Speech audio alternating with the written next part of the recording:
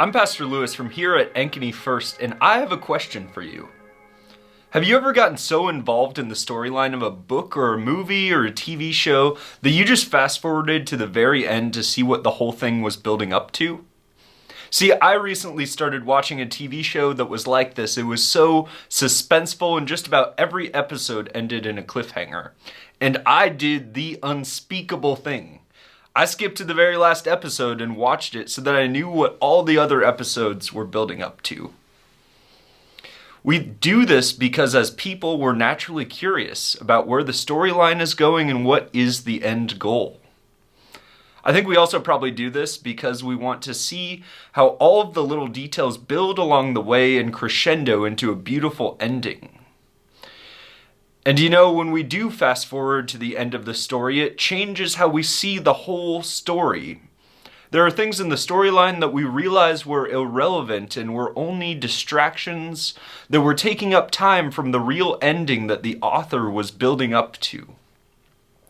Over the past several weeks, we've been imagining what it is like to fast forward a year or a couple of years. If we had practices of worshiping, connecting, responding, and giving, what would our church look like a year from now? This week, however, we fast forward all the way to the very end of the story. The last episode, the season finale. We see that God is building up to a beautiful crescendo, a scene of a new heaven and a new earth. A big season finale that's full of redemption, forgiveness, and reconciliation. A place where there's no more pain. A place where there's no more tears. God is building up to this place, and we're imagining what it would look like to be builders of this new heaven and new earth. This new heaven and new earth are all about being in connection and in relationship with God.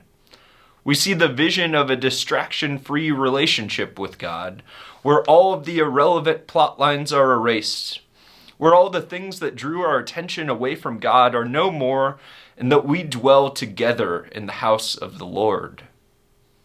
If our story as humanity will end with us being in a full distraction-free relationship with God, we ought to fast forward that process and start pursuing that right now.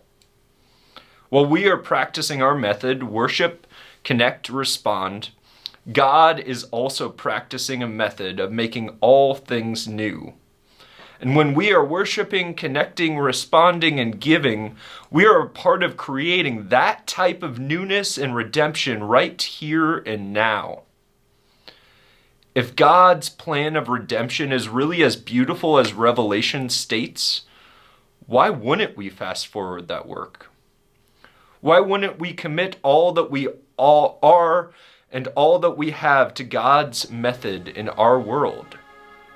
Breathing life into us, creating newness, and erasing pain.